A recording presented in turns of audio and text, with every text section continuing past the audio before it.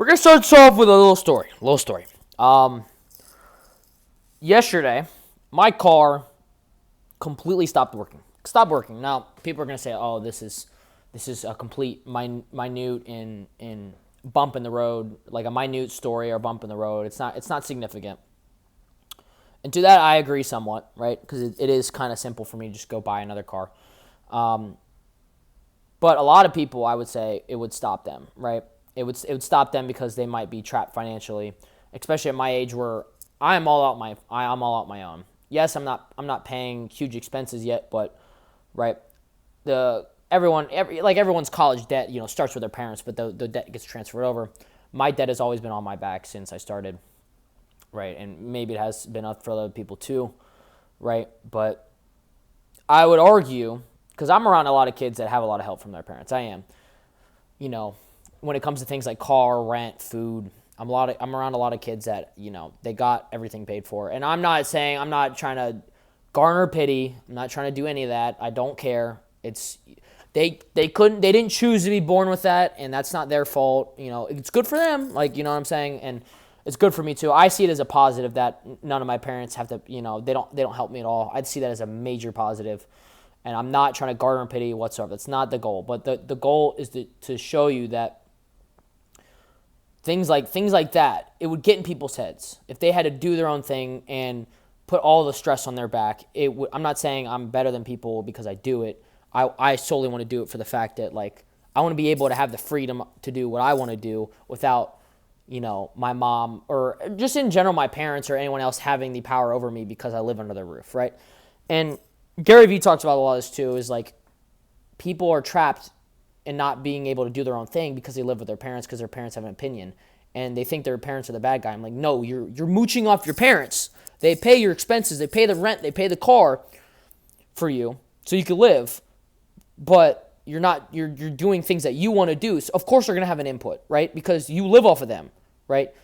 You cannot live off your parents and expect you to do your own thing when they expect you to go to do the right thing, go to college, get a job. There's nothing wrong with that, but they expect you to do that. And if you're like, oh, I want to do this with my life, and I can see a potential in this, and I really have a passion for this, they're gonna try to shut it down because you live with them. I'm not saying they own you, but they kind of do in a sense, right? Their input does matter because you are leeching and depending off of them. I'm not doing that. Yes, I'm having certain things paid for by other people, but it's nothing like my parents are not involved anymore. They haven't been involved in a year and a half, right? And I would rather figure out a way, and if it costs more money than it does, I'd rather figure out a way to do things on my own, to be self-independent than have my parents hold that opinion above my head. And they're not bad people for doing it. It's a logical right thing to do to have that opinion. But to be able to be independent and do your own thing is a superpower because, yeah, they might think it's weird. Your parents might try to, your mom or dad might call you on the phone like, what are you doing? You need to sort this out. You need to sort that out. But you're independent, so you don't have to listen to them, right? And let's bring it back to my story about the car, right? I specifically need a car to go to the gym and do my own things, right? I am specifically into lifting weights, Olympic weightlifting, powerlifting. That stuff is fun. That stuff is what I want to do. I have a future in it. I truly and utterly believe that. I have a future in that stuff. But I'm on the phone with my mom. She's calling me. She's like, well, you don't need a car to go to school and class. You can just take the bus or take a bike. Objectively, that's true. She's like, you just want a car to go to the gym and go lift with your buddies and stuff like that, or just go to the gym whenever you feel like it or on the weekends. And you're right. That's what I want to do. But the fact that she doesn't have that power over me gives me the ability just to do that, right?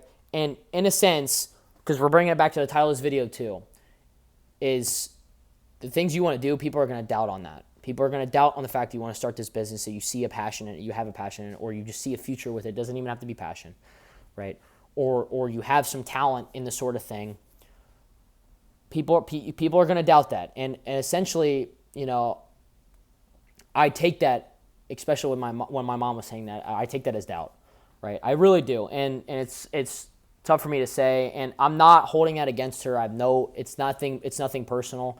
I will use that as energy, though, and that's the point. Use that as energy.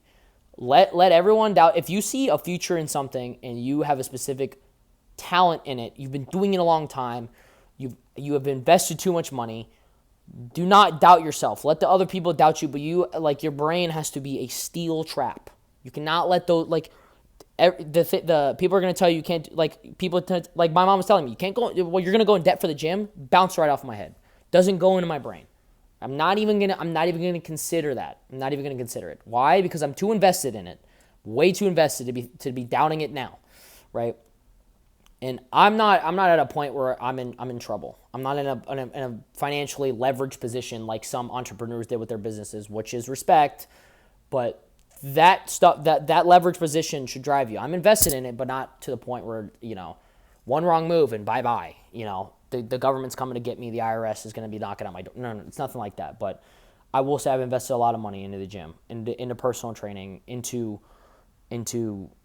gear, into not gear, not steroids, but lifting shoe, gear, lifting gear, knee wraps, shoes, belts, weight chain, a weight belt chain, different gym memberships so I can keep it up, mixing it up and make sure it's more accessible to me, joining the weightlifting team at my college, right? Stuff like that. Spending more money, right? Basically all the money, if I were a normal college kid, if I were a normal college kid, I would spend all the money I would have, I would have money to go out, right?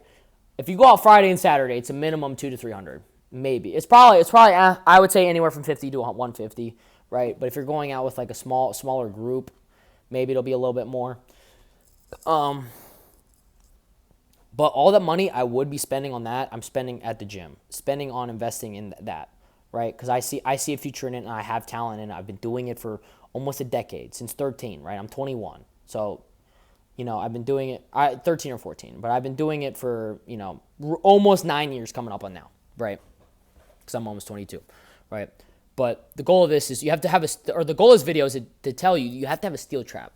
The things that they say about whatever you're doing cannot penetrate your head. And if they say something about it, honestly, that motivates me more. It motivates me more to find the money to spend more money on the gym. It motivates me more to post more about it, to learn more about it, to take the time to write notes down, to just flat out prove her wrong. I know it's cringe to say that, but it is a reality that is true, right?